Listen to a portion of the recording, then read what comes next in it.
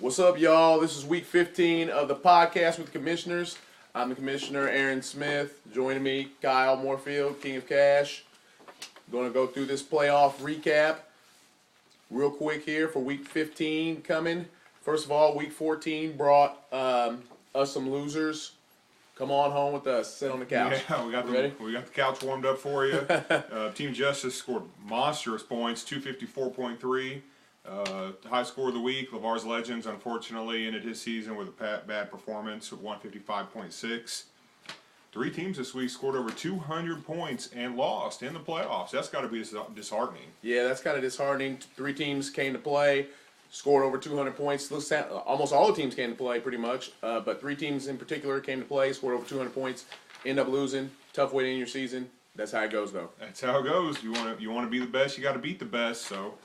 If you didn't bring your A game, you're sitting on the couch this week. Speaking of being the best, More Gooder loses this week to Power and Light. The champ's still fighting. What do you guys say about that? If you want to be the champ, you gotta beat the champ. And he's ready to fight again. He's ready to defend his title. The other games that were losers, Charles lost the rubber match between Boogeyman and him. Boogeyman advances, and he already mentioned Team Justice. He advanced over LeVar's Legends. And the final game was P&L, like I said, or I'm sorry, RBG played against Walmart Greeters. Greeters put it to him. And AA-12 lost as well. AA-12 lost to, who did he lose to? AA-12 lost to, we don't know. Anyway. Team Justice. We know who did make it, and that's the key, and that's what we got to give y'all this week. That's right. You know, if you play this week in week 15, if you're lucky enough to do that, you will play next week, even if you lose this week. So pay attention. Get your lineup set for the rest of the year. Know what's going on. Don't lose it, because it will matter when it comes to the 5 through 8 spots and so forth in money-wise. That's right, yeah. Pay close attention. This week, let's start off the matchups. We're bringing the big boys back in, the three teams with a bye. Colossal Connection versus a Boogeyman. Number 1 overall seed, Colossal Connection, 11-2, winners of 9 or 10 in a row. Plays against the Boogeyman. Everybody already knows who's on everybody's team. I'll go through this really quickly. We got Brady versus the Broncos this week. I like that matchup. Fitz against Fitzpatrick, that is Ryan Fitzpatrick, the quarterback, against Miami. Last time they played, he only scored 6.1 points. I don't know if they're going to give him the start or they're going to give Joe Flacco the start against San Diego. San Diego has the number 7 overall ranked passing defense. Arian Foster looks to get back on track against Carolina this week. I look for him to have a big game. Michael Bush, I look for him to have a big game too, because McFadden probably won't play against Detroit. They have the 26th overall ranked rushing defense. Greg Jennings out. Dwayne Bowe, I don't trust him with the quarterback going to him against the Packers. Man, his receivers are really hurting. I mentioned this earlier in the season. You got to have receivers to win this league. Boogeyman does have him. I'm going to pick him this week. I don't think he starts Big Ben. I think he goes with Tebow time against New England. I like that matchup. MJD against Atlanta, I like that. He's not going to start Gore, in my opinion, against Pittsburgh. That's too risky. That's why he picked Felix Jones up against Tampa Bay. Felix Jones is averaging over 100 yards each time he has started since he's been back.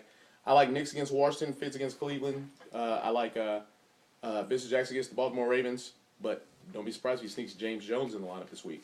Well, Boogeyman does have some good receivers and really good running backs. I'm going to go with Colossal Connection on this one. Until somebody beats him, he's ran roughshod, too many in a row.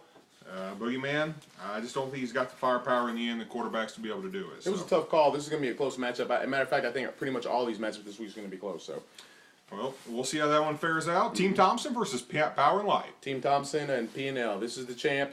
The champ wants to defend. He's got Ryan, who's been tearing them apart lately against Jacksonville. They do have the number 4 pass defense, so that could be a little questionable. He does have Tebow time. This is going to be a going thing in this playoffs. Tebow's on rosters. Against New England, I like that matchup.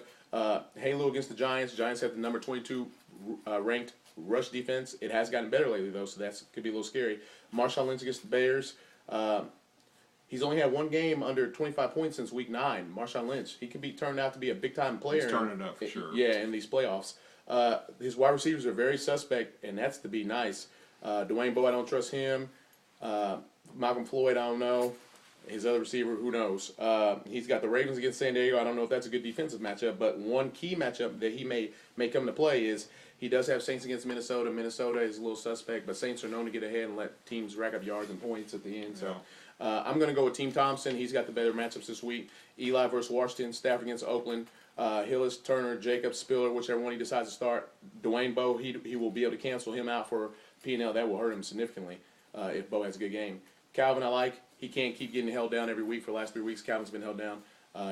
Jermichael Finley, no catches at all last week. This week he gets catches. Aaron Rodgers gets him involved. They both do have the Ravens, like I said, so Ravens maybe cancel out. Tough matchup for P&L to win.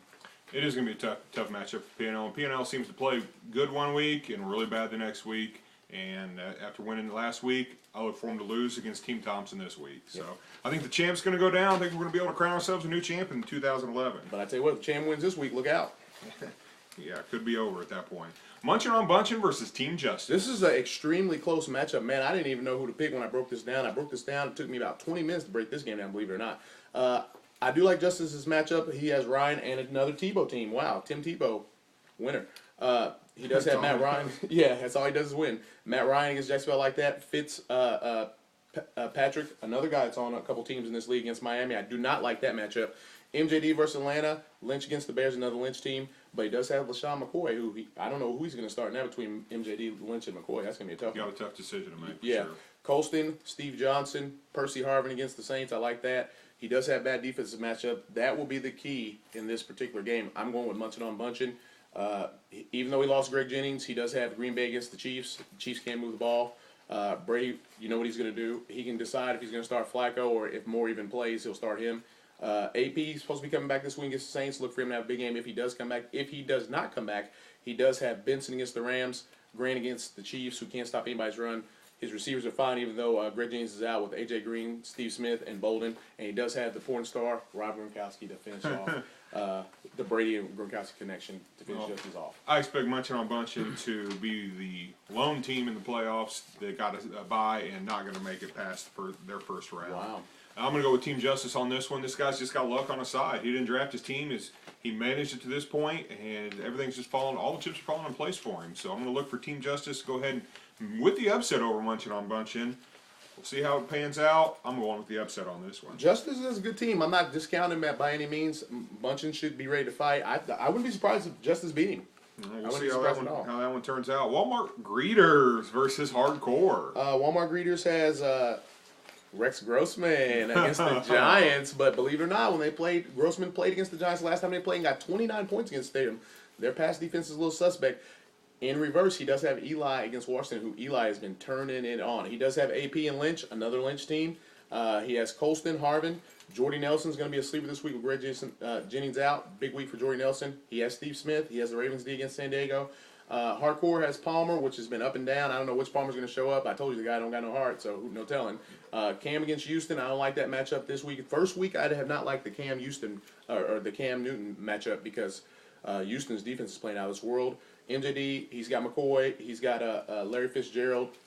Brandon Marshall is a no factor in my opinion. Jordy Nelson, big play this week. Gates, Arizona's defense, I say play him against Cleveland. I don't know if it's going to work out. If it don't work out, don't blame me. I'm going with Walmart Greeters in a close win. I'm going to go with Walmart Greeters as well. They seem to have everything work their way this year. I just think they're going to have a better team and probably put up just better matchups. Hardcore, I think you're going to be out after this week. So. Well, the only thing that says for Hardcore is he lost Schaub. Imagine his team with Schaub playing up to capability. And, Carson Palmer, you just don't know what you're going to get from him. Cam, his first week, in my opinion, he's had a really bad matchup. If he has a big breakout game, he's going to look for Hardcore to win. And with Cam, it only takes being on the goal line, that guy running one or two of them in, and he can make up some points. Changes the whole thing. Yeah, but even though he doesn't have a good stat line, he could still make up with those touchdowns. That's the Week 15 recap. The breakdown of these matchups. Mm-hmm. Yep. Everything's up in the air now. We'll see what the teams do. Remember, we got Thursday game and a Saturday game. Set your starting lineup and your backup list. I will be checking them both days to make sure everybody's got in. I don't think anybody's going to start anybody that may not play except maybe AP. But all signs point to AP playing. He's practiced a couple days this week. So cover all your bases. It's on you. You're the manager. You're the general manager of your team. So don't come complaining to us if you don't set your lineup right or a backup player. Good luck to everybody in the playoffs this week. Anybody want some side action, want a piece of my Oliver County team, let me know. I'm specifically looking for More Gooder, who talked that shit on the message board last week about me not being in the playoffs. Won't you come get a little taste of my Oliver County team? Put your money up, then we'll see who's more Gooder. He's sitting next to us now on the couch. Yeah, So. since Marshawn Lynch put it into his season. But anyway, Best of luck to everybody remaining. High Rollers League. Yeah. Good luck.